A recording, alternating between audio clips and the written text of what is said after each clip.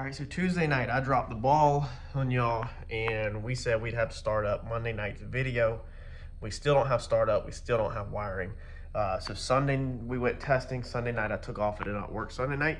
And Monday night, I went ahead and took off and it did not work Monday night. So we're going to try to get through the wiring tonight.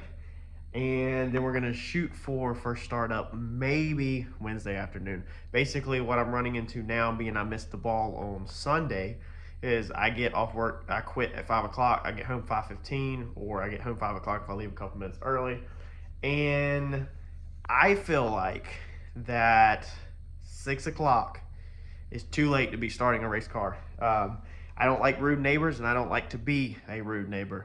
I come home, eat. By the time I eat, settle in, 5:30, 5:45, I'm done eating or so. And then by the time I would go out, it'd be 5:45, 6 o'clock to start the car. So if we're gonna do it during the week, it's got to basically be done right after I get done eating. So we're just gonna go ahead and dive right into wiring. That's what we're gonna try to do tonight. And then the rest of the week, we'll try to button some stuff up. The A-arms, Mike had on the table. Monday, I seen them. They were on the fixture table to get welded up, and I had the wrong heim joints. So everything on this front end that I have done heim joint wise has been left-hand thread.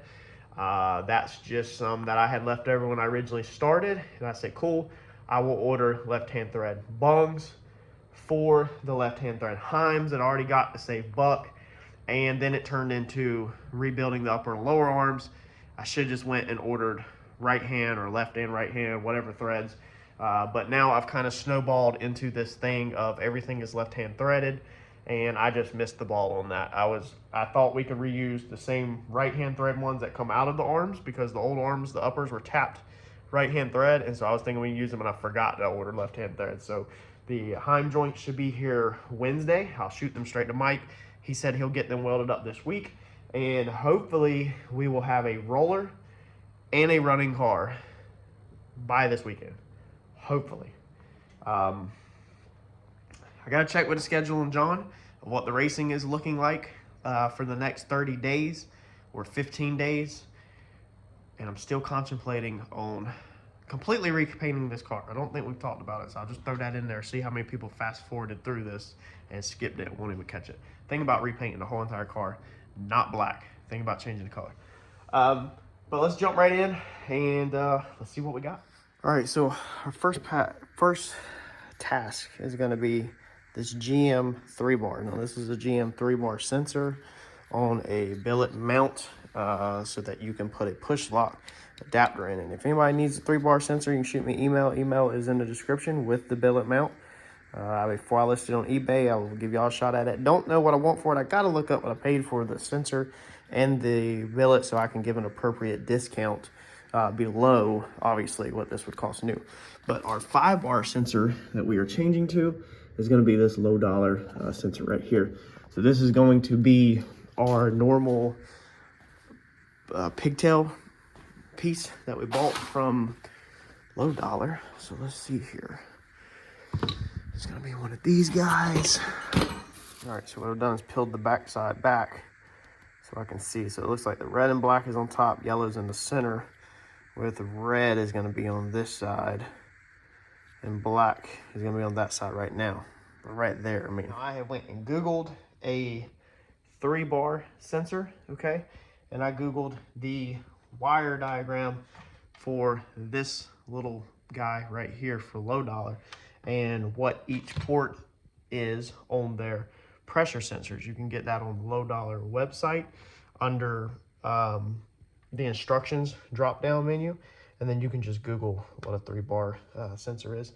I'll go ahead and put them up on the screen right here in case anybody's watching this video, because I don't want to try to memorize it and say it wrong, but I'll put a picture up of a 3-bar right here. And then we'll go ahead and throw a picture of the 5-bar plug right here. So all we basically need to do is just get them hooked together, and that should literally be as simple as that. That's not going to need to go to our input or output board. So what I'm going to do is, I'm smart, I'm thinking ahead. Instead of taking our current 3-bar plug, which is laying right there, okay, you can barely see it, the little wires, instead of cutting that, and then we have plenty of pigtail to wire our 5-bar sensor straight into. Like I said, these are pre-made up pigtails from Low Dollar that you can buy. These are 10 foot, okay? So they will get you literally all the way there. But instead of just wiring this in like most people would do, we're gonna come to our Deutsch connector kit. Now, I bought this off Amazon and eBay. I did a video on this. I no longer have the part number. You're gonna have to search my channel for Deutsch connectors if you want to find this amazing kit that I had purchased off of Amazon or eBay. I think it was eBay. Anyway, this thing has done me amazing. I've done this whole car with this kit as I've made changes. I'm running low on a couple things, but we still got plenty. So what I'm gonna do, since that's a 3-wire, the 3-bar and the 5-bar is all 3-wire, we're gonna go ahead and put a Deutsch connector on the actual harness, okay, in the car, and then we're gonna put another Deutsch connector on this little thing right here. That way, if we ever want to move that 5-bar sensor and we need more extension of wire, we don't have to continuously go in here and cut up our harness, or we don't have to go down the line and put another cut, and then we would end up with 1 cut, 2 cuts, and then an extension to go to a harness. So we're just gonna go ahead and put a Deutsch connector right there on that and make it so that our wire unplugs. That way, if we nudge this thing off in the wall and mess this wire up, we can just unplug it and build another one on the bench. That is one thing that I messed up on a long time ago, is not making wires unpluggable. Most people, what they would do is they would come right here and your 5-bar plugs in, okay? So I've already got my 5-bar plugged in, and I've already got the wires ran all the way up through here and inside the car. We've got tons of wires. So most people would literally take these wires and they would just wire it right into that. And they'd be like, you know, that can come undone. That's all handy dandy unless you wreck this thing or mess this thing up or need to move the sensor and need more wiring. Then you have to make a cut and put another connection in to extend it. Versus if we just put a plug on it, see what I'm saying? Now if we wreck this thing, because it's not a matter of if, it's really when. Everybody wrecks their car eventually. Now we can literally just unplug it, come on the bench, pull our connector off of it, throw the wiring all in the trash if we need to, and then just build up a new one. So that's what we're gonna do. We're gonna make everything where it unplugs in situations like this. So let me get these things pinned out. And then also, if you accidentally mess up like me and you accidentally wire something wrong, you don't have to cut wires and change stuff around. All you have to do is on your Deutsch connector, if I'm saying it right, somebody's probably gonna correct. Man, I can't talk. Correct me. All you gotta do is pull your pins out, move your pins around, put it back in, and you're good to go. Fixing mistakes easy, just in case you mess up, because I am not a wiring expert at all. All right, so we got our piece put on, changed over to a Deutsch connector on our car side. So this is the harness side.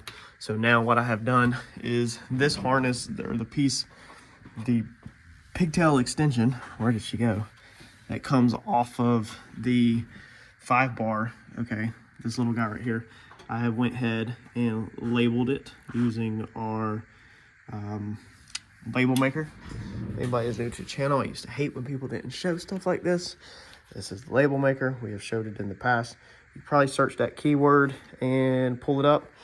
Label Manager 160. So it's pretty easy. It's what we use at the shop. And I originally bought it for a race car. So what I've done, and if there's any spelling corrections on here, I'm gonna go ahead and tell you that I can't spell that great. So it is what it is. That's one of my weaknesses. And I'm cool with that. So on the Holley harness side, this is going to be the Holley harness that's on the engine that comes from Holley. Okay, that's what we just cut right there. I have went ahead and looked at my pictures and then labeled it as what each wire means, okay? Now, when I pinned that, I pretty much put it in relation, kind of, to the same thing. Well, I tried to. I don't know if I'm backwards, but I put it into relation the same as this one right here, being this is on the 5-bar. So this bottom center one, which is yellow, that's your signal wire. I put that in the same triangle orientation as the bottom center on that side. That way it's kind of basically the same thing. But to keep me from having to go back and forth in my pictures, and we're going to move this over when we clean up our master wire diagram for this car. I've been working on figuring that out. If you recall, when we moved our input and output board, okay, back here, we started labeling stuff and updating our CRC my wiring guy, Chris, who has my smart coils and everything, has my folder currently. So I'm just taking notes on a scrap piece of paper. But I went ahead and labeled out, you know, the harness side, what the colors are for each thing, and then my pigtail extension, which this is your low dollar 10-foot extension piece. Okay, I went ahead and put what each wire means.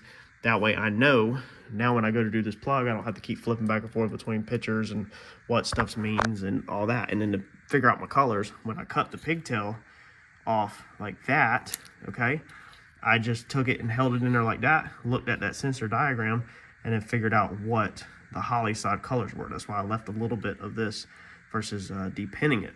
Left it in there that way I could figure out exactly what location, which on that sensor program or diagram it's like A, B, C for the 3 pinouts. So this is simple now. Now I know that when I do my pins, this side is done. Now when I make up this side, I just need to make sure that, let's say, you know, the yellow right here is in the same relation as the black and white, and we should be pretty straightforward as long as we do that.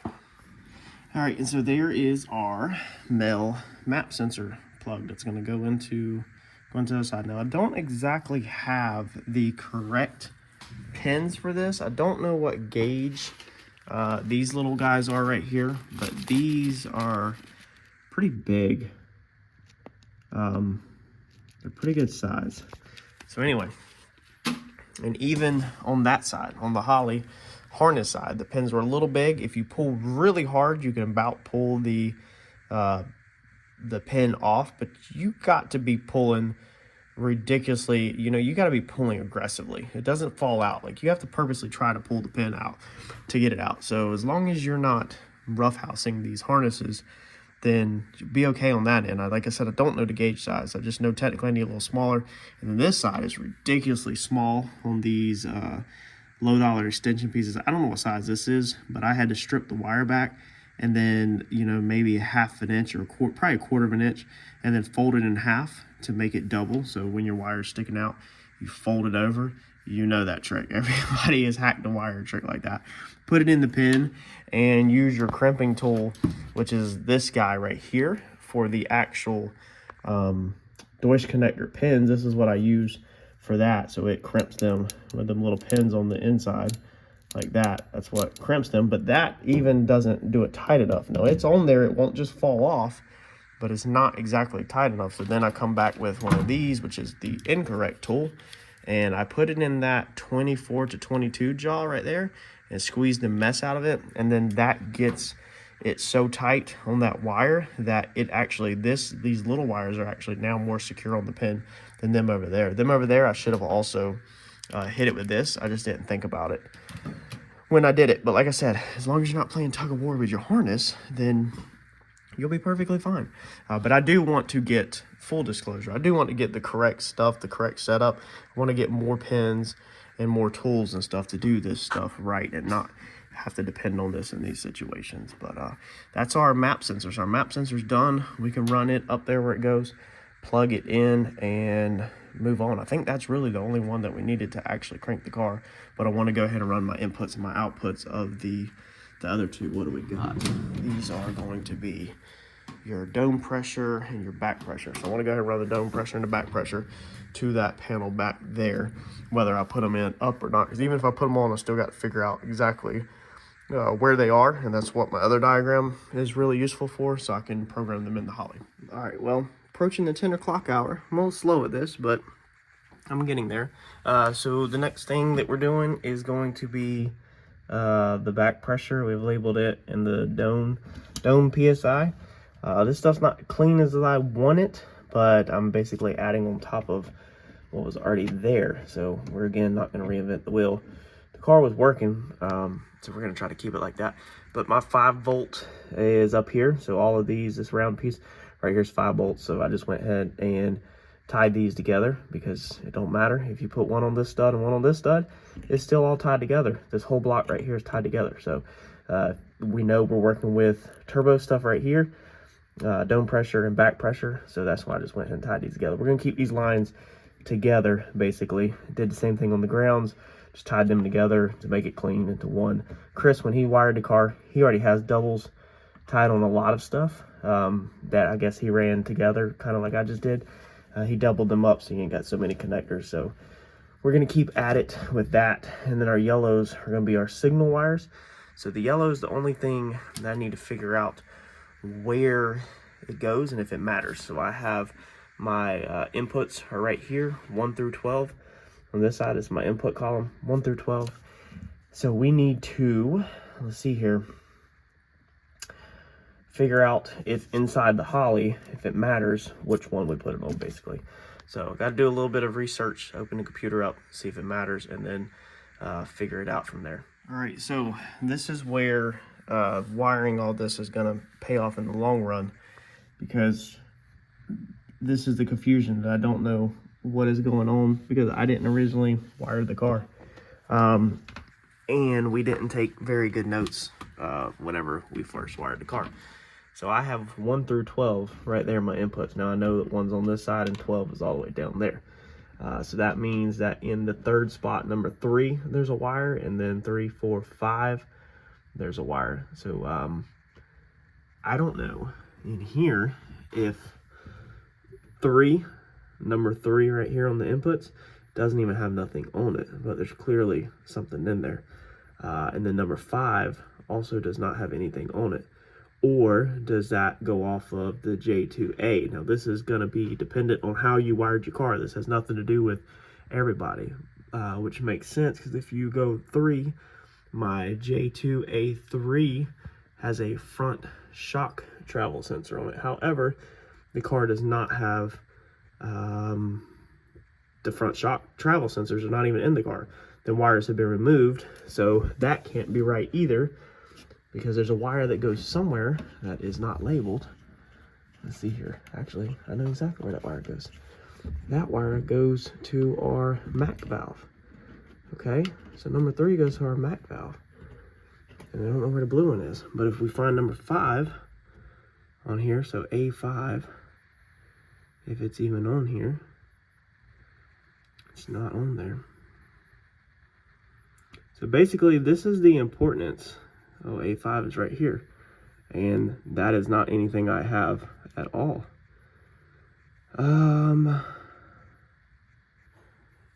So yeah, you see, this is why it's important to understand what's going on with your car and how your car is mapped out, because every single car is going to be different. It's got to make sense to you. So this is where my basically my notes, my paper. I sent Chris with all the smart coils, the harness, and the folders, and he has all of that copy. So I'm gonna have to get my hands back on that so I can try to sort this out and make sense of my inputs, outputs, and then also want to clean up inside here and on the paper so that it makes 100% sense to me, and I understand how everything is done.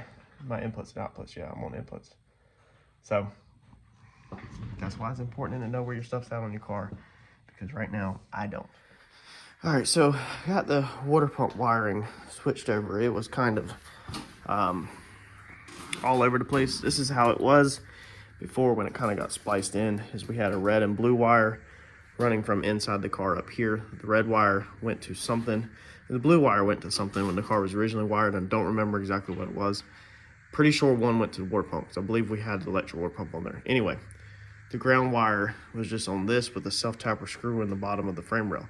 Then we built an adapter harness to adapt it once we switched to this and extend it to that. So we had a lot going on. So anyway, being the blue wire is no longer in use, and I don't even remember what it was originally used for, I cleaned it up. No more self-tappers in the frame rail. I literally just used the blue wire for ground, and the red wire stayed the same, which is for the water pump. Just tested it. It comes on with the switch. Nice and easy. The blue wire was already ran to the control panel right here. It was literally just loose underneath here.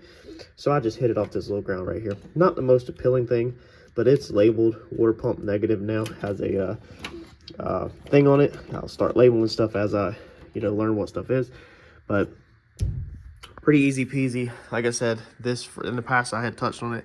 This right here is mostly all headlights, tail light, turn signals, water pump. It's pretty much all, like, I guess your traditional switch 12 volt stuff, whereas that stuff over there is all Holley.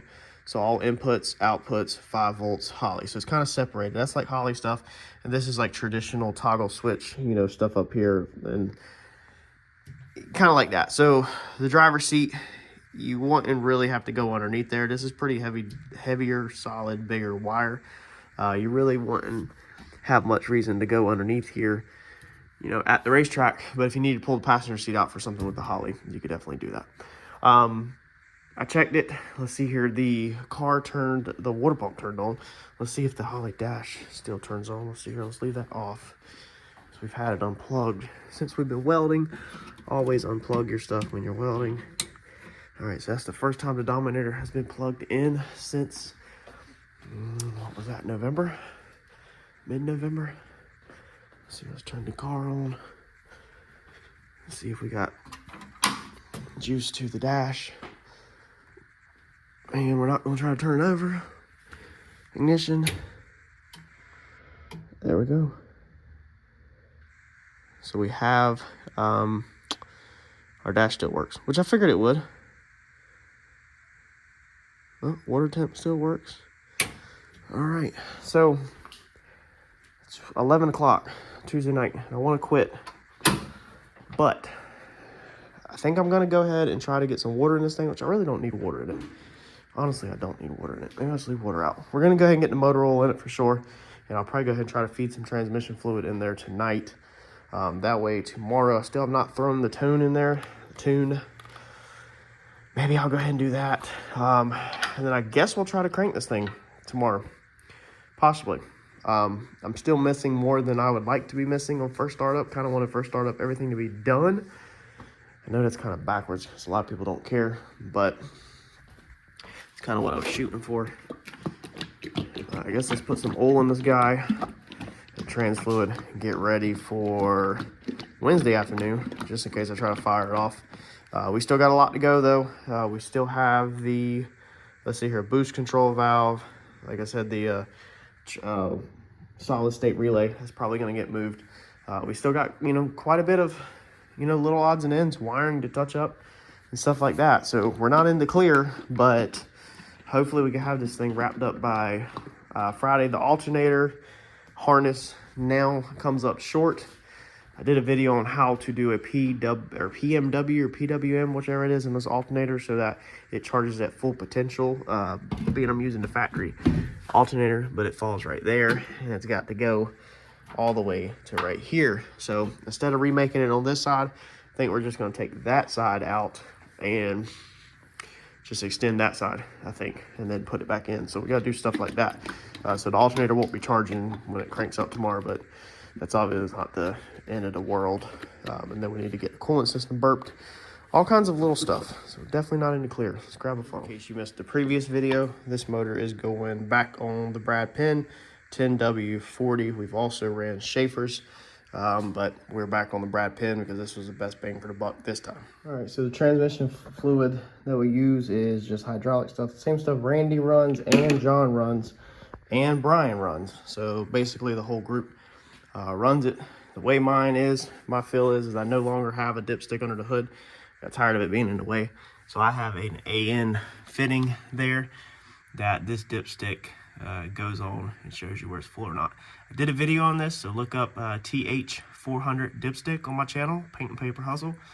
And you can also find out where I got this dipstick from. I'll show you everything. So what I've done is it's 8 AN, and I've just took an 8 AN banjo piece and put on here basically to make it a little easier. Eventually I want to fix something so it's easier to fill all together. For right now, we're just gonna put it in a cup and put it in like that. Obviously, I need both my hands, but I figured I'd show you what transmission fluid to use. It's gonna take a little while to fill it like that, but if I had a pump or something, I know people use pumps, you could literally just hook an 8 AN line to that, and then the other end straight in your pump and pump it in really freaking fast. But I don't have that, so we're gonna do the good old fashioned McDonald's cup. All right, so she's a little full. I went to undo that line and it started pouring all out. So we're gonna leave that line on. Torque converter still has to swallow up fluid, and then we'll need to add more. While I was pouring it in, I was thinking about the fix. I'm gonna go and order me an 8 AN used line tonight, and then we'll build us a plate with Zeus tabs for right here. And we'll basically build a triangle that comes up with a circle in the top so that we have a line hooked to it with the fitting, basically a funnel fit on there somehow. And we'll just Zeus tab in that triangle, put it in real fast, screw that in, and that's how we'll fill our transmission. Now, if it's just a little tiny top off, then you can easily do it down there. But if you're having to service it, that way, basically, it holds itself up. So that's gonna be a pretty cool little project that we can work on later. Not right now, but definitely a later project. We did also fix the overflow. So it's not permanent, but the line is up here, and then I put a 90 on it right here that doesn't want to turn around, but it is pointing backwards. So we'll put us a push lock in there, and then we'll shoot that outside of the car. We'll probably bring it out right up here, through here with all these, just so it can vent, so it's not venting inside the car. We don't want that to vent inside the car. So that is something that I was waiting for them little push lock pieces to get in the mail for. What we need to do now is put water in the car, but we don't need that for startup, and we need to put some fuel in the car. We gotta put fuel in the car for startup. I'm not gonna do that tonight. It is 11:30. It's way later than I wanted it to be, but throw some fuel in it. May or may not need to bleed off the fuel pump. Honestly, I think we're gonna try it without bleeding the fuel pump, because the tune I did in the past, John modified something in there with the injectors. And I went over it in the past. I think if you search my channel for M1 startup or something like that, it will pop up where we made some modifications of what Holly does with the injectors, to where basically if your car sits up for a little while, you don't have to reprime the pump every single time, being it's a mechanical belt drive pump. So I think we're just going to leave it alone, and also that will allow the car to turn over some before it fires, hopefully. Hopefully it don't fire off too fast, and get the oil back pumped up through everything. It's definitely gonna have to crank over a couple times. It shouldn't just fire right off. It shouldn't, but yeah, hopefully we'll have startup soon. No promises on Wednesday afternoon startup, but it's definitely gonna be soon. I got one more thing that I have to absolutely do before I crank this car, but I'm not gonna go over it in this video. Smash that like button, and I'll catch you all on the next one. Thanks, y'all.